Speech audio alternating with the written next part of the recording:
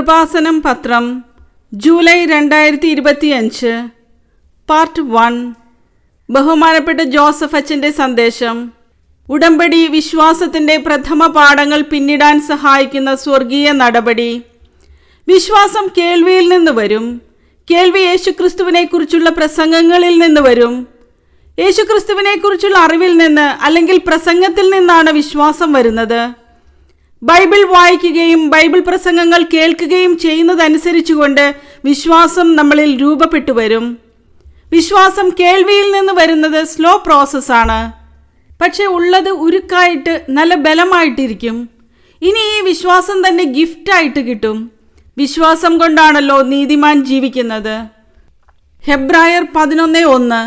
വിശ്വാസം എന്നത് പ്രത്യാശിക്കുന്നവ ലഭിക്കുമെന്ന ഉറപ്പും കാണപ്പെടാത്തവ ഉണ്ട് എന്ന ബോധ്യവുമാണ്. ഇത് 1-ാം ക്ലാസ് മുതൽ 4-ാം ക്ലാസ് വരെയുള്ള വിശ്വാസത്തിൻ്റെ പ്രഥമ പാഠങ്ങളാണ്. വിശ്വാസത്തിൻ്റെ പ്രഥമ പാഠങ്ങൾ കഴിഞ്ഞാൽ പിന്നീട് ബൈബിൾ പറയും വിശ്വാസത്തിൻ്റെ പ്രഥമ പാഠങ്ങളിൽ തന്നെ നിങ്ങൾ നിലനിൽക്കരുത് എന്ന്. വിശ്വാസത്തിൻ്റെ പ്രഥമ പാഠങ്ങൾ കടന്ന് പക്വതയിലേക്ക് വളരണം. ഹെബ്രായർ 6:1. അതിനാൽ ക്രിസ്തുവിൻ്റെ വചനത്തിൻ്റെ പ്രഥമ പാഠങ്ങൾ പിന്നിട്ട് നമുക്ക് പക്വതയിലേക്ക് വളരാം. നിനക്ക് 25 വയസ്സുണ്ട്. പക്ഷെ നീ ആത്മീയതയിൽ തോറ്റ കക്ഷിയാണോ ജയിച്ച കക്ഷിയാണോ എന്നറിയണമെങ്കിൽ 25 വയസ്സിൻ്റെ ഫെയ്ത്ത് ലെവൽ ഉണ്ടോ എന്ന് പരിശോധിച്ചാൽ മതിയാകും. ചില ആൾക്കാർക്ക് അവരുടെ വിഷയങ്ങൾ എടുത്താൽ പൊങ്ങാത്തതിൻ്റെ കാരണം ഇവരുടെ ഫെയ്ത്ത് ലെവൽ താഴെയാണ്. അവരുടെ പ്രായത്തിനൊത്ത് വിശ്വാസമില്ല. ചിലപ്പോൾ വയസ്സ് 70 ഉണ്ടാകും. വിശ്വാസം ചിലപ്പോൾ 7 വയസ്സുകാരൻ്റേതായിരിക്കും. കാര്യം ഇതിന് മെയിൻ്റനൻസ് ആവശ്യമായ വിഷയമാണ്. റോമ 10:17. ആകയാൽ വിശ്വാസം കേൾവിയിൽ നിന്നും കേൾവി ക്രിസ്തുവിനെ പറ്റിയുള്ള പ്രസംഗത്തിൽ നിന്നുമാണ് എന്ന് പറയുമ്പോൾ ദൈവികമായ ഫെയ്ത്ത് എന്ന് പറയുന്നത് ക്രിസ്തുവിനെ കേന്ദ്രീകരിച്ചാണ് വരുന്നത്. ക്രിസ്തുവിൽ നിനക്കുള്ള അറിവാണ് നിന്റെ അനുഭവങ്ങളുടെ അനുപാതത്തെ നിശ്ചയിക്കുന്നത്. നമ്മൾ ഉടമ്പടി ചെയ്യുമ്പോൾ ഭൗതികമായ വിഷയങ്ങളാണ് വെച്ചിരിക്കുന്നത്. ചിലർ വസ്തു വിൽക്കാൻ വയ്ക്കും. ചില ആൾക്കാർ കല്യാണം കഴിക്കാൻ വേണ്ടി ഉടമ്പടി ചെയ്യും.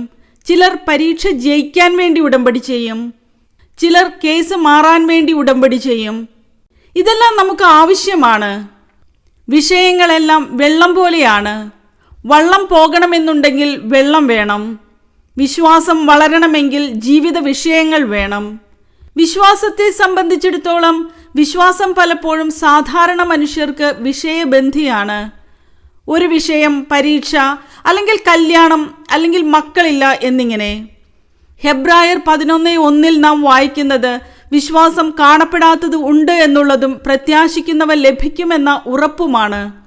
അപ്പോൾ കാണപ്പെടാത്ത ഒന്നിനെ കാണപ്പെടുന്ന പരുവത്തിലേക്ക് മാറ്റിയെടുക്കുന്നതിന് ഉപയോഗിക്കുന്ന പവറാണ് വിശ്വാസം എന്ന് പറയുന്നത്. കഴിഞ്ഞ ദിവസങ്ങളിൽ ഒരു സാക്ഷ്യം കൃപാസനം അൾത്താരയിൽ പറഞ്ഞത് ഒരു കുഞ്ഞിന് 12 വയസ്സ് കഴിഞ്ഞിട്ടും ഗർഭപാത്രമില്ല. അപ്പോൾ അമ്മ ഭയങ്കര കരച്ചിൽ. നമുക്ക് സങ്കീർണങ്ങളും മനസ്സിലാക്കാൻ പറ്റാത്ത ജീവിത അനുഭവ തലങ്ങളും നിൽക്കുമ്പോൾ വിശ്വാസമാണ് നമുക്ക് ആശ്വാസം നൽകുന്നത്. വിശ്വാസം നമ്മളോട് പറയും കാണപ്പെടാത്തതുണ്ട്, പിന്നെയോ പ്രത്യാശിക്കുന്നവ ലഭിക്കുമെന്ന്. വിശ്വാസം കൈവിടാതെ പ്രാർത്ഥിച്ചപ്പോൾ അടുത്ത സ്കാനിങ്ങിൽ ഗർഭപാത്രമില്ലാതിരുന്ന മകൾക്ക് മാതാവ് ആ ഗർഭപാത്രം അവിടെ വെച്ചു കൊടുക്കും. ഇത് ഉടമ്പടിയുടെ റേഞ്ചാണ്. വിശ്വാസത്തിൻ്റെ റോൾ എന്താണ്? നമ്മളെ സംബന്ധിച്ചിടത്തോളം നമുക്ക് വേണ്ട പല സാധനങ്ങളും അഥവാ വിഷയങ്ങളുടെ ഉത്തരവും കൺമുമ്പിലില്ല. പക്ഷേ ദൈവത്തെ കക്ഷി ചേർത്തുകൊണ്ട് നമ്മൾ വിശ്വസിക്കുന്നു.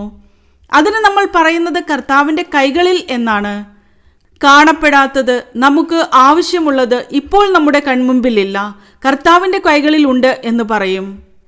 കാണപ്പെടാത്തത് ഉണ്ട് എന്ന് വെച്ചാൽ ബൈബിൾ ഉദ്ദേശിക്കുന്നത് ദൈവത്തിൻ്റെ കൈകളിൽ ഉണ്ട് എന്നാണ്. പ്രത്യാശിക്കുന്നവർക്ക് ലഭിക്കും. വിശ്വാസത്തെ ആക്ടിവേറ്റ് ചെയ്യുന്നത് ഈ പ്രത്യാശയാണ്. ദൈവത്തിലാണ് പ്രത്യാശിക്കുന്നത്. ഈ പ്രത്യാശയ്ക്ക് നമ്മൾ ഇൻവെസ്റ്റ് ചെയ്യുന്നത്, നമ്മുടെ പ്രത്യാശയെ പ്രകടിപ്പിക്കുന്നതിന് നമ്മൾ ഉപയോഗിക്കുന്നതാണ് വിശ്വാസം. ചില പ്രാർത്ഥനക്കാരുമായി ഞാൻ ശരിക്കും വഴക്കിടാറുണ്ട്. അവർ 60 വർഷമായാലും പ്രാർത്ഥന തന്നെയാണ് ഇൻസ്ട്രുമെൻ്റ് ആയിട്ട് കൊണ്ട് നടക്കുന്നത്. അവർക്ക് അതേ അറിയാൻ പാടുള്ളൂ. പക്ഷെ ഒരു മേജർ സബ്ജക്റ്റിനെ അഡ്രസ്സ് ചെയ്യാൻ പ്രാർത്ഥന ചിലപ്പോൾ പരാജയമായിരിക്കും. പ്രാർത്ഥന വർക്കൗട്ട് ചെയ്യുന്നത് വിശ്വാസത്തിലാണ്. അത് ദൈവിക പുണ്യത്തിൻ്റെ ആദ്യ ഭാഗമേ ആകുന്നുള്ളൂ. 2-ാം ഭാഗം പ്രത്യാശയാണ്. 3-ാം ഭാഗം സ്നേഹമാണ്.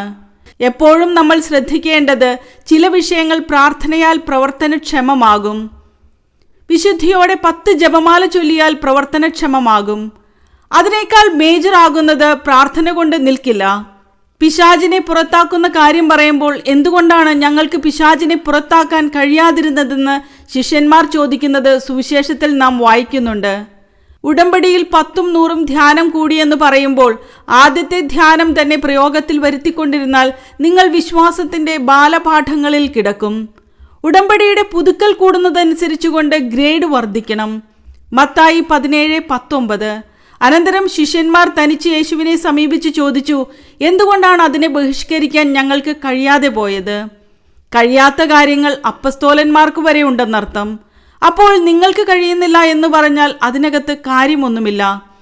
കർത്താവിൻ്റെ കൂടെ നടന്നിട്ട് പോലും ചില കാര്യങ്ങൾ ചെയ്യാൻ അപ്പസ്തോലന്മാർക്ക് കഴിവില്ല. ഫസ്റ്റ് ലെവൽ ഫെയ്ത്ത് ഉപയോഗിച്ചു കഴിഞ്ഞാൽ ചില കാര്യങ്ങൾ കഴിയില്ല, ഉറപ്പല്ലേ? ഫസ്റ്റ് ലെവൽ ഫെയ്ത്ത് ഉപയോഗിച്ചു കഴിഞ്ഞാൽ ചില കാര്യങ്ങൾ അപ്പസ്തോലന്മാർക്ക് പോലും കഴിയില്ല. എന്നിട്ട് ഈശോ ഇത് ഇത്തിരി ഗ്രേഡ് കൂടിയ വിഷയമാണ്, ഗ്രേഡ് കൂടിയ സംഭവങ്ങളെ അഭിമുഖീകരിക്കുമ്പോൾ നിങ്ങളുടെ വിശ്വാസം പോരാതെ വരും എന്ന് പറഞ്ഞു കൊടുക്കും. മത്തായി 17-ാം അധ്യായത്തിന്റെ ഫുട്നോട്ടിലുണ്ട്, ചില കയ്യെഴുത്ത് പ്രതികളിൽ 17-ാം അധ്യായം 21-ാം വാക്യമായി പ്രാർത്ഥനയും ഉപവാസവും വഴിയല്ലാതെ ഈ വർഗത്തെ പുറത്താക്കാനാവില്ല എന്ന് ചേർത്ത് കാണുന്നു. ചില ബന്ധനങ്ങൾ അഴിക്കണമെങ്കിൽ പ്രാർത്ഥന മാത്രം പോരാ, പിന്നെ ഉപവാസം വേണം. അതാണ് ഉടമ്പടിയിൽ ഉപവാസം ചേർത്തിരിക്കുന്നതിന് കാരണം. മേജർ കാര്യങ്ങളെ പൊക്കിയെടുക്കാൻ വേണ്ടിയാണ്, ബലം കിട്ടാൻ വേണ്ടിയാണ്. 5 കിലോ പൊക്കണമെങ്കിലും 10 കിലോ പൊക്കണമെങ്കിലും ഒരേ ബലം മതിയോ? 5ാം ക്ലാസ്സുകാരൻ ചിലപ്പോൾ 5 കിലോ പൊക്കും, പക്ഷെ 10 കിലോ അവന് പൊക്കേണ്ടി വന്നു കഴിഞ്ഞാൽ എന്തു ചെയ്യും? പൊക്കില്ല. നമ്മുടെ ശരീരത്തിന്റെ വയസ്സ് വളരുന്നത് പോലെ വിശ്വാസവും വളരുന്നുണ്ടോ എന്ന് നോക്കണം. നമ്മുടെ വിശ്വാസം വളർന്നോ എന്ന് നമ്മൾ നോക്കിക്കൊണ്ടിരിക്കണം. ചില ബന്ധനങ്ങൾ പിശാചിനെ ഒഴിപ്പിക്കാൻ അപ്പസ്തോലന്മാർക്ക് പോലും കഴിഞ്ഞില്ല. അപ്പോൾ അവർ കർത്താവിനോട് ചോദിച്ചു, കർത്താവേ, എൻ്റെ വിശ്വാസ വളർച്ചയിൽ ഒരു പ്രോബ്ലം ഉണ്ട്. എന്തുകൊണ്ടാണ് ആ പ്രശ്നത്തിൽ നിന്ന് ഞങ്ങൾക്ക് രക്ഷപ്പെടാൻ കഴിയാതിരുന്നത്? അപ്പോൾ നിങ്ങൾ പല പ്രശ്നങ്ങൾ എഴുതിയിട്ടില്ലേ ഉടമ്പടിയിൽ? ചിലത് ചിലർക്ക് നടക്കില്ല. അതാണ് അപ്പസ്തോലന്മാർ ചോദിക്കുന്നത്, എന്തുകൊണ്ടാണ് ഞങ്ങൾക്കതിനെ ഒഴിപ്പിക്കാൻ കഴിയാതിരുന്നത്? അപ്പോൾ കർത്താവ് എന്താണ് പറയുന്നത്? നിങ്ങൾക്ക് വിശ്വാസം കുറവേ ഉള്ളൂ, അതാണ് കാരണം. മത്തായി 17:20. യേശു പറഞ്ഞു, നിങ്ങളുടെ അല്പവിശ്വാസം കൊണ്ട് തന്നെ. സത്യമായി ഞാൻ നിങ്ങളോട് പറയുന്നു, നിങ്ങൾക്ക് കടുകുമണിയോളം വിശ്വാസമുണ്ടെങ്കിൽ ഈ മലയോട് ഇവിടെ നിന്ന് മാറി മറ്റൊരു സ്ഥലത്തേക്ക് പോവുക എന്ന് പറഞ്ഞാൽ അത് മാറിപ്പോകും. പ്രാർത്ഥനയിലൂടെ ആക്ടിവേറ്റ് ചെയ്യുന്ന ഫെയ്ത്ത്, അതായത് പ്രഥമ പാഠം എന്താണ്? ഹെബ്രായർ 6:1 നാം വായിക്കുന്നതനുസരിച്ച്, അതിനാൽ ക്രിസ്തുവിൻ്റെ വചനത്തിൻ്റെ പ്രഥമ പാഠങ്ങൾ പിന്നിട്ട് നാം പക്വതയിലേക്ക് വളരണം.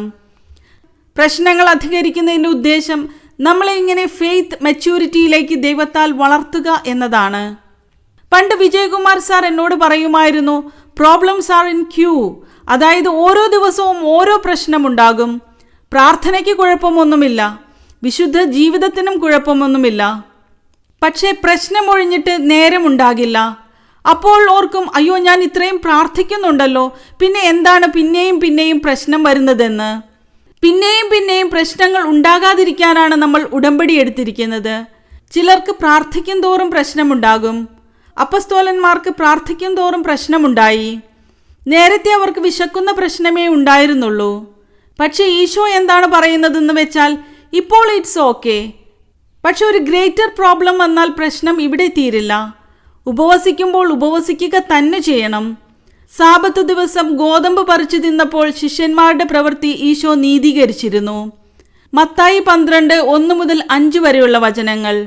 അക്കാലത്ത് ഒരു സാബത്തിൽ യേശു ഗോതമ്പ് വയലിലൂടെ കടന്നു പോവുകയായിരുന്നു. അവൻ്റെ ശിഷ്യന്മാർക്ക് വിശന്നു. അവർ കതിരുകൾ പറിച്ചു തിന്നാൻ തുടങ്ങി. ഫരിസേയർ ഇത് കണ്ട് അവനോട് പറഞ്ഞു, നോക്കൂ, സാബത്തിൽ നിഷിദ്ധമായത് നിന്റെ ശിഷ്യന്മാർ ചെയ്യുന്നു. അവൻ പറഞ്ഞു, വിശന്നപ്പോൾ ദാവീദും അനുചരന്മാരും എന്താണ് ചെയ്തതെന്ന് നിങ്ങൾ വായിച്ചിട്ടില്ലേ? അവൻ ദൈവഭവനത്തിൽ പ്രവേശിച്ച് പുരോഹിതന്മാർക്കല്ലാതെ തനിക്കോ സഹചരന്മാർക്കോ ഭക്ഷിക്കാൻ അനുവാദമില്ലാത്ത കാഴ്ചയപ്പം ഭക്ഷിച്ചതെങ്ങനെ? അതായത് ഇപ്പോൾ ഉപവാസത്തെ ഈശോ കോംപ്രമൈസ് ചെയ്യുകയാണ്. അവർക്ക് വിശന്നു, അവർ ഭക്ഷണം കഴിച്ചു. ഗോതമ്പ് പാടത്തു കൂടി പോകുമ്പോൾ സാബത്തിൽ അവർ ഭക്ഷണം എടുത്തു കഴിച്ചു.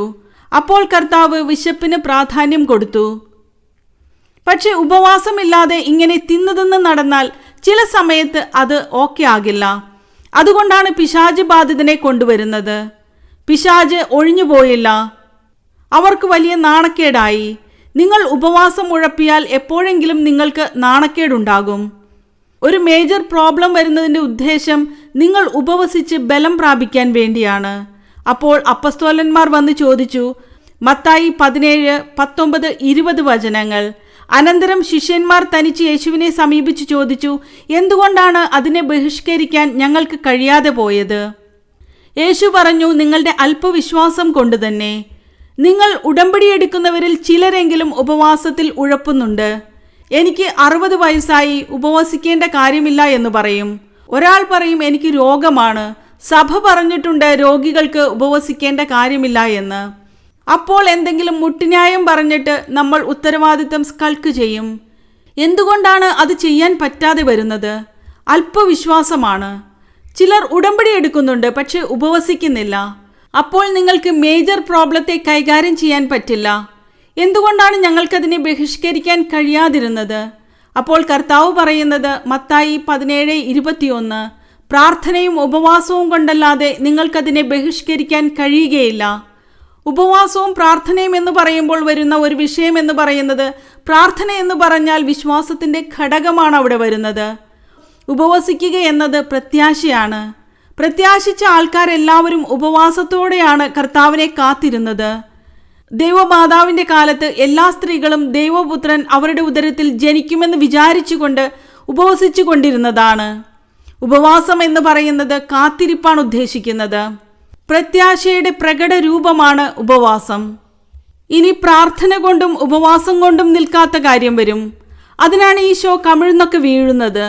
ഗെത്സെമനിയിൽ കമിഴ്ന്നു വീഴുകയാണ്. പ്രാർത്ഥന കൊണ്ട് നിൽക്കുന്നില്ല അവിടെ. പിന്നെ ഉപവാസം കൊണ്ടും നിൽക്കുന്നില്ല. പ്രാർത്ഥനയും ഉപവാസവും കഴിഞ്ഞു വരികയാണ് ഈശോ. പെസഹായ്ക്ക് പോലും ഈശോ ഉപവാസത്തിലായിരുന്നു. അത് കഴിഞ്ഞ് ഗെത്സെമനിയിൽ പ്രാർത്ഥനയായിരുന്നു. പെസഹ കഴിഞ്ഞപ്പോൾ എഴുന്നേറ്റ് നിന്ന് പ്രാർത്ഥിച്ചു. മൊത്തം പ്രാർത്ഥനയും ഉപവാസവുമാണ്. പ്രാർത്ഥനയും ഉപവാസവും കൊണ്ട് വിഷയം നിൽക്കുന്നില്ല. അപ്പോൾ ക്രിസ്തു എന്താണ് ചെയ്തത്? കമിഴ്ന്നു വീണു.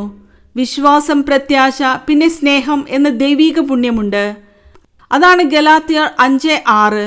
സ്നേഹത്താൽ പ്രവർത്തനക്ഷമമായ വിശ്വാസം. ഉടമ്പടി അതാണ്. അത് മനസ്സിലാക്കണം. അല്ലാതെ വല്ലതുമൊക്കെ കാണിച്ചു കൂട്ടരുത്. ഉടമ്പടി പ്രഥമ പാഠങ്ങൾ പിന്നിട്ട പദ്ധതിയാണ്. വിശ്വാസത്തിൻ്റെ നിലവാരം കഴിഞ്ഞു. പ്രാർത്ഥന കൊണ്ടും കഴിഞ്ഞു. മേജർ പ്രോബ്ലംസ് അഡ്രസ് ചെയ്യാൻ ഉടമ്പടിയെ പറ്റുകയുള്ളൂ. ഉടമ്പടി ഗലാത്യ 5:6. അറിവ് കൊണ്ടല്ല അവിടെ വർക്കൗട്ട് ചെയ്യുന്നത്. വിശ്വാസം കൊണ്ടല്ല, സ്നേഹം കൊണ്ടാണ്. വിശ്വാസം, പ്രത്യാശ, സ്നേഹം. ഗെത്സെമനിയിൽ വരുമ്പോൾ ഈശോ പ്രകടിപ്പിക്കുന്നത് എന്താണ്? സ്നേഹമാണ്. അപ്പായെ വിളിച്ച് അപ്പായ്ക്ക് വേണ്ടി ജീവിച്ച് സ്നേഹിച്ചൊക്കെ നടന്നെങ്കിലും ആ സമയത്ത് അപ്പായെ കാണാനില്ല. അപ്പോൾ ഏലോയ് ഏലോയ് ലാമ സബക്താനി എന്ന് പറഞ്ഞ് കരയും. കരഞ്ഞിട്ട് ഈശോ എന്താണ് ചെയ്യുന്നത്? സ്നേഹം എല്ലാം വിശ്വസിക്കുന്നു. അങ്ങനെ പോകില്ല അപ്പ. അപ്പ ഇവിടെ എവിടെയെങ്കിലും ഉണ്ട്. ഇപ്പോഴത്തെ അവസ്ഥയിൽ എന്നെ കാണാത്തതാണ്. അതാണ് എൻ്റെ ഇപ്പോഴത്തെ പാഠം. അതുകൊണ്ട് പറയും, ഐ കമൻഡ് മൈ സ്പിരിറ്റ്. അതാണ് ക്രിസ്തു കടന്നുപോയ വഴികൾ. ക്രിസ്തു കടന്നുപോയ വഴികൾ അനുസരിച്ചുകൊണ്ട് നമ്മുടെ ജീവിതാനുഭവങ്ങളെ ക്രിസ്തു കേന്ദ്രീകൃതമായിട്ട് വേണം വിലയിരുത്താൻ. വിശ്വാസത്തിൻ്റെ പ്രഥമ പാഠങ്ങൾ പിന്നിടാൻ വേണ്ടിയുള്ളതാണ്. ഓരോരോ ഉടമ്പടി പുതുക്കി കഴിയുമ്പോഴും വിശ്വാസത്തിൻ്റെ പ്രഥമ പാഠങ്ങൾ പിന്നിടണം.